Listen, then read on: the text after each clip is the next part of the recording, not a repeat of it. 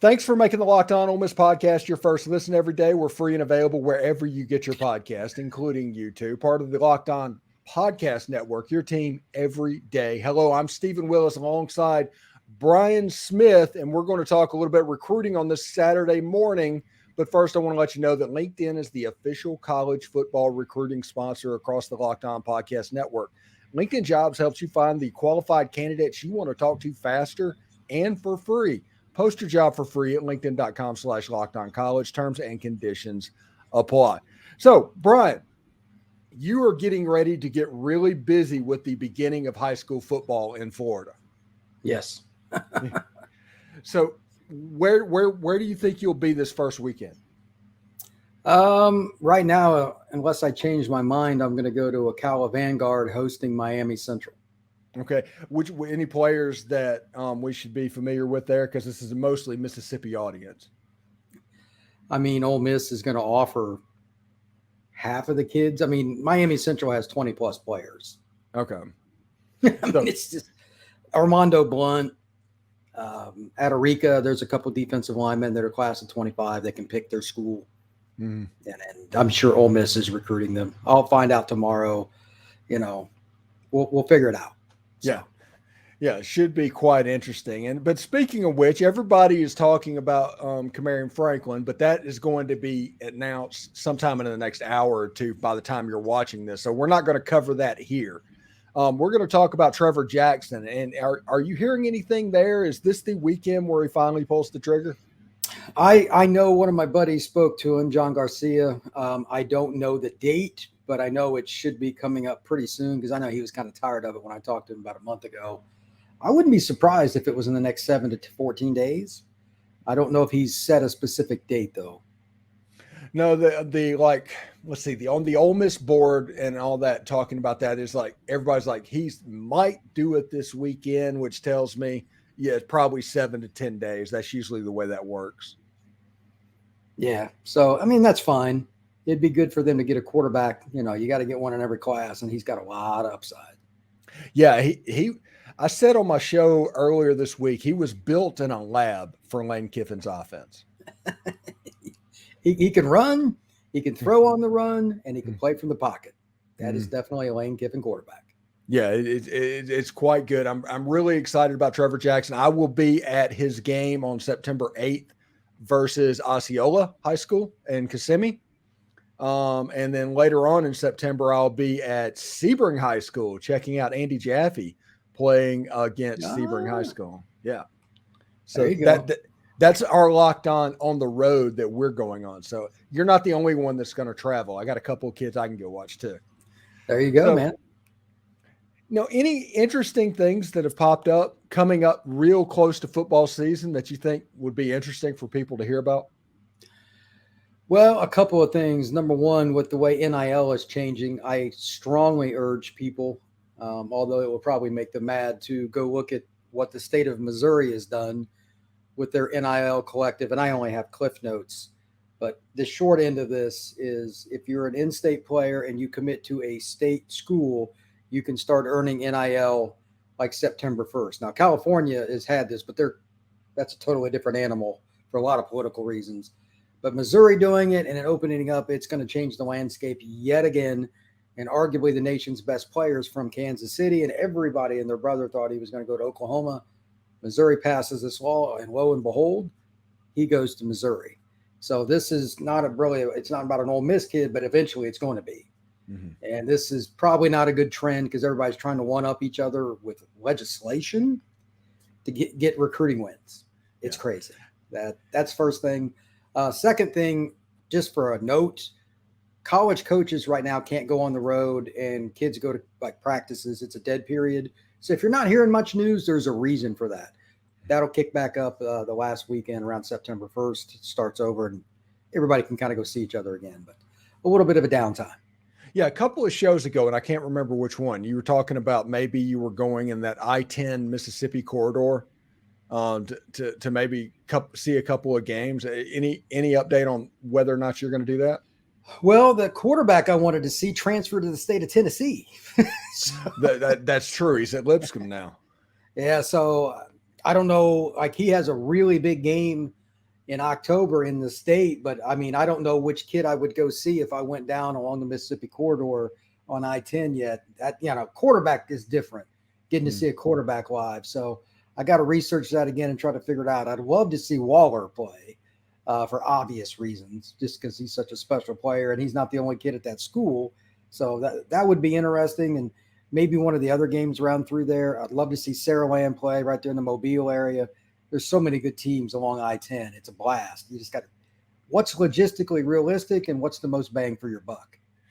Yeah, and Chris Davis is a Stanford commitment. And as we can all imagine, we don't have any idea what Stanford is going to be in 2024 and belong. And so a kid from Mississippi, I think the Mississippi Gulf Coast has 2 commitments to Stanford.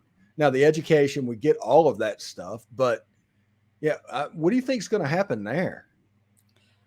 I mean, if you want to go to Stanford, you're usually a very different young man, and all power to them.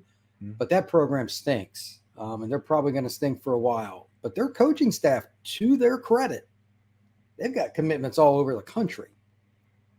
Maybe they're going to have a little bit of a resurrection. I don't think in the NIL landscape, Stanford will be viable, if you will, especially since we don't even know what conference they're going to be in about 12 months. But they at least are trying. So it's a great school. And, Mississippi kids going to Stanford doesn't make sense to me. But, hey, if that's your bag, go for it, brother. Yeah. Yeah. The NIL landscape, that's the one thing this year is how much things have changed. Like you look in the state of Mississippi, and most of the time kids from Mississippi stay home.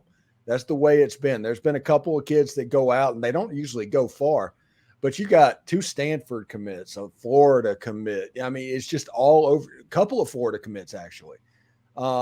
It's just all over the place. Well, what was the kid's name last year? Was it Dowdell? The kid went to Oregon. Forget the running back. What it was it Dowdell? He could have picked about 20 schools, and he decided to be a Duck. Mississippi, like you said, historically, they go in-state or a state adjoining to the state of Mississippi. They're going to Auburn, Alabama. They're going to Tennessee or Memphis. They're going to Arkansas. They're going to LSU. We pretty much narrowed it down unless it's in state. It's just the way it's been. So this is the change. I don't know. I'm sure NIL has something to do with it, but more kids are leaving now. Like 30 years ago here in Florida where we live, 80% of the top kids went to Miami, Florida, or Florida State. Now it's maybe 40%. Maybe. Yeah, Miami was famous for the state of Miami, the Howard Schnellenberger thing. Yeah. And now that's just not the case. Whenever Miami, and they created that, was to prevent what Miami is doing right now, honestly. Yeah, because Miami, they've started to turn it around under Cristobal, but by and large, over the last decade in particular, they have been a sieve for losing the best players to the Southeastern Conference, Florida State, whatever. I have bad stories about former Miami coaches, how lazy some of them were. Not even literally physically recognizing a kid a few weeks before signing day that was a 5-star recruit. I had a local South Florida coach tell me that the other day. I'll leave it alone at that. But I'm like, yeah, you're not beating anybody if you don't know who the 5-star kid is. That was right down the street from the campus. And I'm like, oh my God. Yeah, he got fired. So we did it that. But in this conference realignment thing, one of the rumors that has popped up is the Pac whatever expanding. And one of the 4 teams that is listed as an expansion possibility is USF. What would that mean? That means people are geographically idiotic. Oh, yeah. And besides that, I'm talking about just for recruiting and for USF. They have no chance. They don't have the financial acumen to do it. Are you really going to send your women's rowing team to Stanford? Yeah. Really? Yeah, really? To Berkeley? Yeah. No.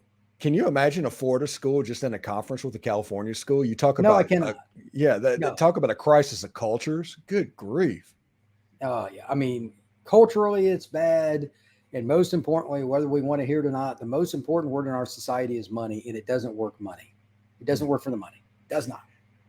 What makes sense, and ego is what Stanford and Cal is dealing with right now.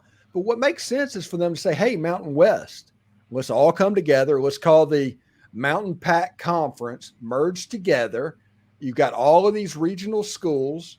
we can come in and add a little bit of muscle into what the Mountain West was, and you could probably have a pretty decent little conference, regional.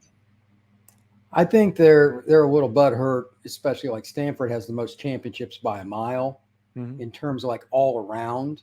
UCLA is up there really high too. Some of these schools for the Olympic sports and all that, they're going to lose a lot of their bite, and I get it.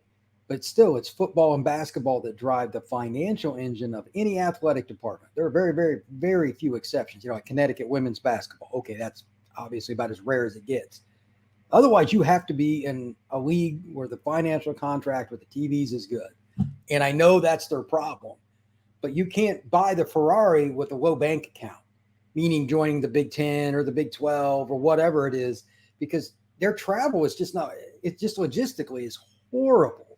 So how do you make the school work all around, not just football, not just basketball? Because those two schools financially, you can send somebody to Dallas or whatever and find a way to make it work. But those other sports, man, how you do it? I had a saying about 2 weeks ago, where it's like the SEC is like the only conference that is really still doing this, but it's a regional conference that is respected nationally. And everything else is becoming a national conference that is going to be respected regionally.